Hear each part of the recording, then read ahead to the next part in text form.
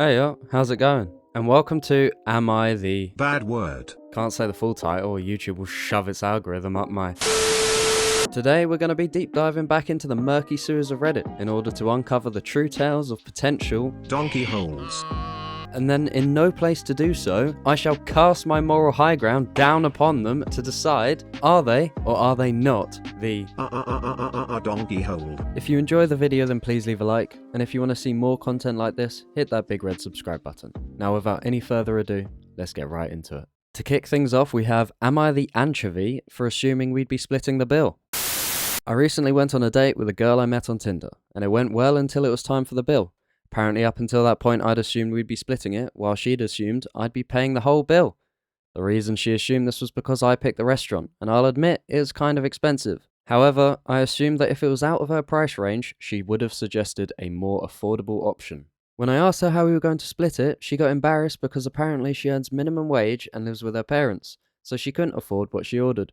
I'll admit I was a little annoyed because I'd assumed we'd be splitting the bill. However, I paid for both of ours, and then we left. Later that night, I got a long text message from her calling me for embarrassing her like that in a restaurant. I apologized for assuming we'd be splitting the bill and told her she shouldn't expect for someone to buy her a meal she can't afford herself. For some context, when I say I picked the restaurant, I mean that I'm the one who suggested the restaurant we went to. I didn't unilaterally say, we're going to X restaurant. There was an open dialogue about the plans. She said she wanted to meet up, I suggested dinner, and asked if there was anywhere she wanted to go. When she said no, I sent the restaurant's menu and she agreed to go there. If I'm being perfectly honest, this one's a bit of a grey area.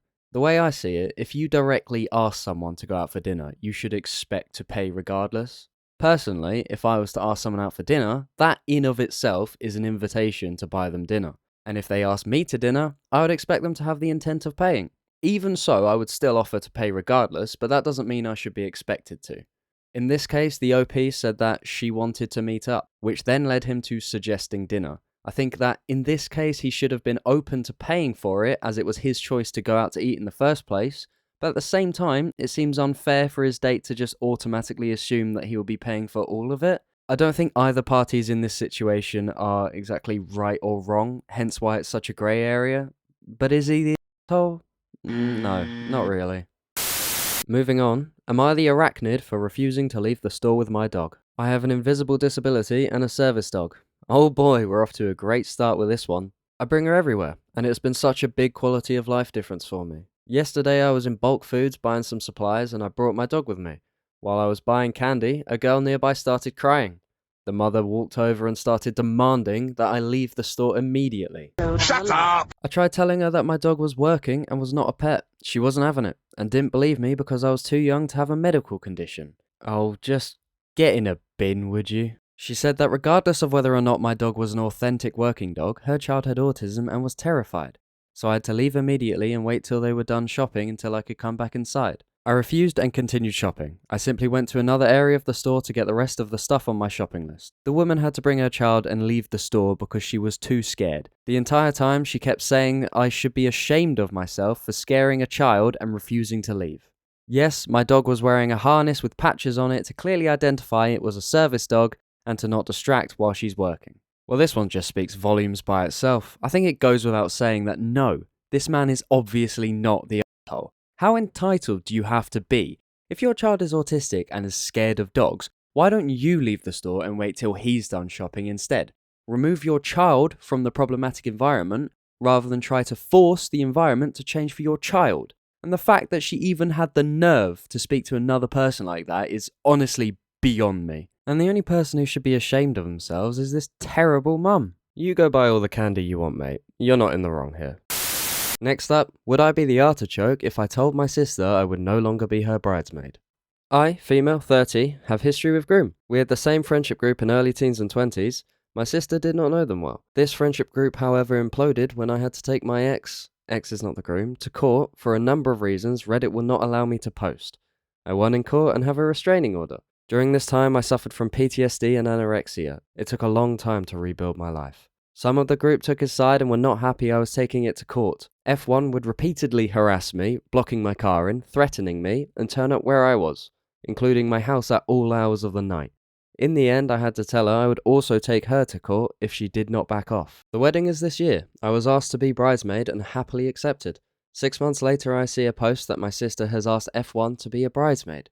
She's still friends with the groom. I feel disrespected and that I do not feel comfortable with this person. Please note the bridal party was meant to get ready at my house, and there's no way F1 is setting foot in my house. I don't want to be bridesmaid, but my parents say I should keep the peace. I will still go to the wedding and support my sister, but want nothing to do with F1. I am not asking my sister to choose, just that I want to back out as bridesmaid. So, would I be the for breaking the peace? Short answer, hell no! You've already suffered so much from the hands of another, and this F1 person seems to be one of the key factors behind this trauma. You should not be forced into not only interacting with this person, but also inviting them into your house. And even though this person is going to be at the wedding, you're still willing to take that on the chin to support your sister. What sort of crazy lunatic just shows up wherever you are and threatens you because you took the necessary steps to protect yourself against an abusive ex? I understand keeping the peace, but you shouldn't have to let that person into your house like nothing happened. And instead of forcing your sister to choose between you and her friend, you simply backed out, which by itself is extremely grown up and commendable. I honestly don't think you could have handled such a tense situation in a better way, so no, you are not the asshole at all. Am I the albinoric for faking an injury every time we go play tennis with my in-laws? Tennis is a big thing for my husband, his family, and their friends. My husband has been playing since he was a kid, and we play twice a month with his family and sometimes friends, which would be fun if they weren't all insanely good and competitive. I suck, so I usually pretend to hurt my ankle within the first 15 minutes so I don't have to play. I realize I'm not being discreet, but nobody has ever said anything to me until now. The last time I pretended to hurt myself, my husband insisted on walking me to my seat. He asked me how stupid he thought he and his family were, and told me to cut the BS. He said my behaviour was making our son not want to play since he comes to sit with me whenever I quit and then doesn't want to join in when it's his turn to play. He's trying to make me play the next time, but I really don't want to, and I honestly think it's for the best for everybody if I continue finding an excuse to not play, as they're all much better than me, so I would most likely be boring for them to play against me. Since we can't reach an agreement, and I'm sick of arguing over this, who's the a-hole here? Well, if I have to be honest, love, you are. Family together time is something that should be cherished, even if you're taking part in something that you aren't good at. Don't you think you should at least try to learn? Nobody is good at something when they first start out, but over time you'll start to pick it up and get better at it. Besides, if you get tired and genuinely want to sit out for a bit, there's nothing wrong with that. But you don't have to blatantly lie about hurting yourself because that just makes you look worse. You might get away with that excuse once or twice, but eventually they're going to catch on when every week you've somehow twisted your ankle. They're all well aware that you're not particularly good at tennis, but that's not the point of why you're even there in the first place. The point is to spend time together as a family doing something active and fun. I'd genuinely kill to have the chance to do something like this with my family, but not everyone is so fortunate. So be grateful for what you have, because you'll be sad when they stop inviting you along altogether. So that begs the question, are they or are they not the a-hole? Well, I think personally, yes. But I want to know what you think, so leave a comment below telling me if you do or don't agree with any of the points I've made here today. I think it'd be pretty interesting to hear other people's perspectives on these scenarios. Let me know what you think, and I'll see you all in the next video. Bye-bye!